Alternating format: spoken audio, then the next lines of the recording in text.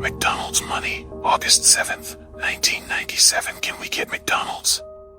Please, Mama, please. Malik tugged at his mother's shirt as they strolled through the aisles of their neighborhood grocery store. The smell of freshly baked bread and overripe fruit hung heavy in the air. His wide brown eyes darted between her and the candy section, but his heart was set on what he'd just seen in the flashy TV commercial playing over the store's tiny TV in the electronics section. A golden cheeseburger, perfectly stacked fries, and a Coke that fizzed like it held the secrets of the universe. Boy, what did I just say? His mother's voice was sharp, her tone the no-nonsense kind that left no room for negotiation. But, Mama, Malik whined, dragging his sneakers across the tile floor. They got Happy Meals. With the toys.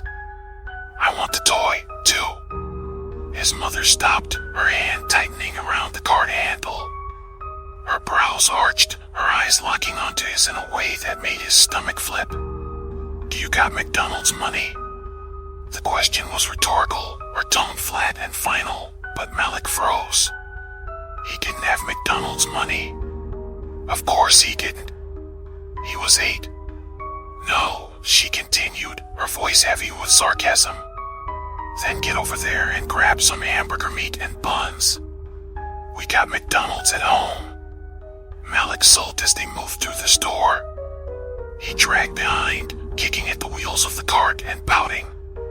His mother ignored him, her focus on her grocery list, murmuring to herself about coupons and sales.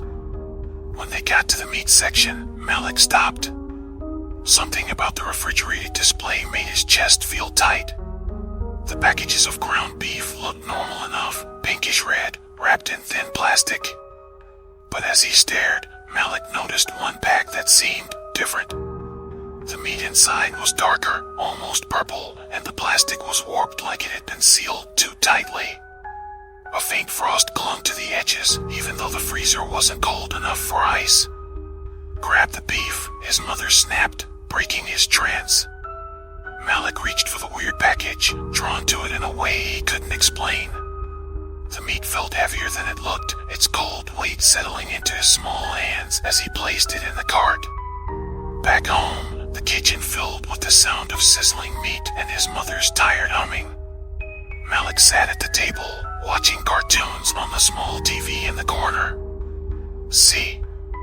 Who needs McDonald's when we got burgers at home? His mother said, flipping the patties with a practiced hand. But as the beef cooked, a strange smell filled the air. It wasn't the savory aroma Malik expected.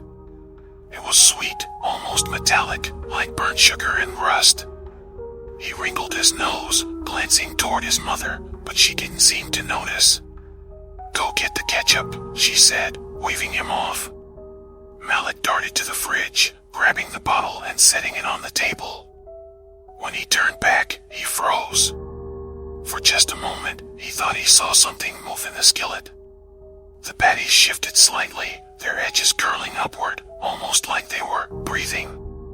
Mama, is the meat supposed to do that? He asked, his voice shaky. Do what? She said, without turning around. Never mind, he muttered, rubbing his eyes. Dinner was ready soon enough, and his mother set 2 plates on the table, each holding a burger stacked high with lettuce, tomato, and onion. Malik stared at his plate. The burger didn't look right. The bun seemed too shiny, the meat almost black, its juices pooling in an unnatural way. But he was hungry. And McDonald's was off the table. He took a bite. The flavor hit him like a slap. It was rich, too rich, flooding his mouth with something heavy and strange.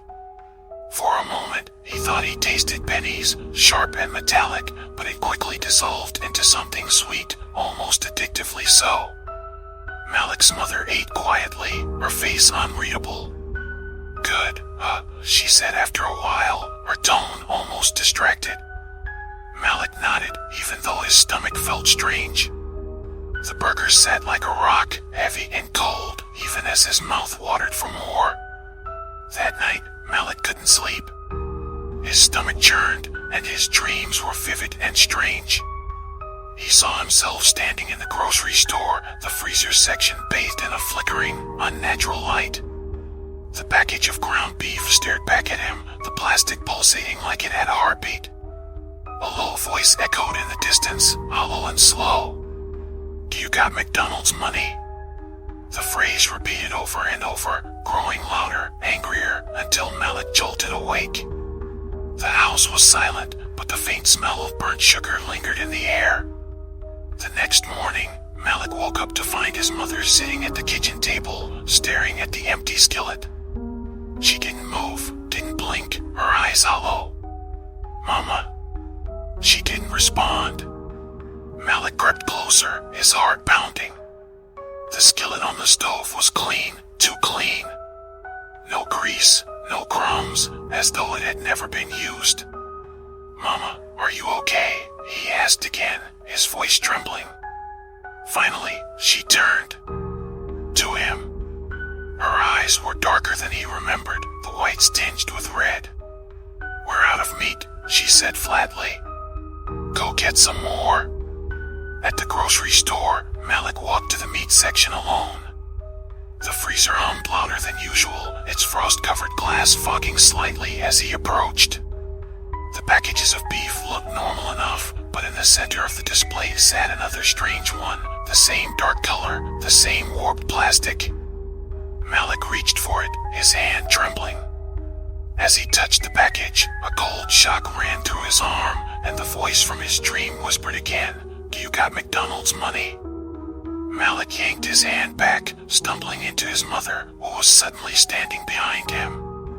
Her face was pale, her eyes almost black. "Take it," she said, her voice low and unfamiliar.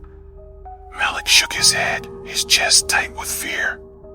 But her hand clamped over his shoulder, forcing him forward. I said, "Take it. If you ever find yourself in a grocery store staring at a package of meat that feels wrong, be careful. Some meals cost more than money."